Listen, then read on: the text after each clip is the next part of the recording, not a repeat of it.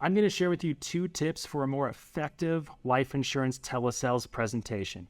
Doesn't matter what script you're using, doesn't matter what products you sell over the phone. These tips will help your communication over the phone as well as in real life. And it's something that I've tuned into over listening to thousands of life insurance telesales calls over the years, all right? These are things that I just hone in on. You can be a brand new agent just starting and learn from this, or even a veteran agent that is very profitable, and you may think you don't need a lot of work on this, but it is something you can absolutely work on to become more profitable and help more people over the phone, okay? Number 1, train your voice. Your voice is an instrument. Think about your favorite book. Can you recite word for word a page in your favorite book? I bet you can't.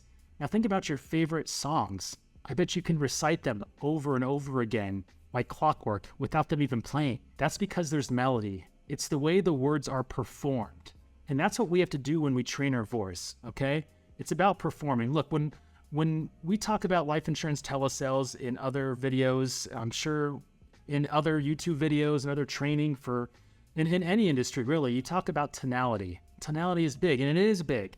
And in our agency, we talk about bottled enthusiasm because it's something that you need to put in your head so that, it cuts through the rut of the day, right? So if you're making dozens of phone calls and you're kind of like, all right, you're upbeat at the beginning, and now you're kind of like, okay, somebody better pick up. I need to talk to somebody, right? When somebody answers, you think about that bottled enthusiasm so you can inject that personality into that prospect's day. Now, the thing is, as the presentation goes along, we need to change our tonality in different situations. When we talk about serious things, we get a little slower, right? If we want to make a point, we'll talk a little slower, or maybe even use the whisper effect, right? That's performing. That's making your words more effective. And that's what a lot of agents need help doing. Now, how do you practice that? Okay? How do you train your voice?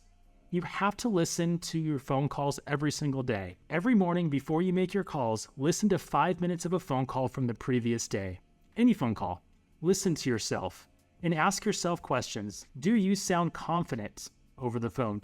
Are you communicating your scripting effectively? Are you enunciating? Are you clear? Are you able to pace with your prospect? If they speak slow, are you able to adjust and speak slower? If they're hard of hearing, are you able to get closer to your phone or to speak louder? Are you using words that your prospects don't even understand? Are you talking too fast? Ask yourself these questions every single morning before you start making your phone calls. Get a notepad, jot it down. It's your new journal. You're taking notes on your voice, on what you sound like. Look, nobody likes the sound of their voice, right? But you've got to get used to it because this is the most effective tool that you have. If you're serious about telesales, you need to practice and tune your instrument every single day, okay? It's not about just practicing your presentation. It's about practicing with your voice. That's how you can become more effective. That's why the people saying the same script that you're performing, that you're saying, are selling more than what you're selling. It's because their performance is better. They use their voice more effectively. It works, guys. This is something we're going to be talking about a lot in the future here, because how you say what you say is more important than what you say. Tip number 2, and it goes along with the same lines as training your voice, and that's to remove the ums and the uhs from your presentation. Agents use ums and uhs to fill silence. They're scared of silence. They want to fill the air because they can't stand the silence. That's why you guys are saying it's because you're searching for your words and you're just filling the air. The thing is, it's counterproductive. It makes you sound not confident in what you're doing. It makes people question you. Instead, practice pausing. Pauses and silence are powerful. To go back to the music reference, pauses are one of the most effective and powerful tools in music. Okay, listen to some of your favorite songs and search for the pauses. You'll feel them in there, okay?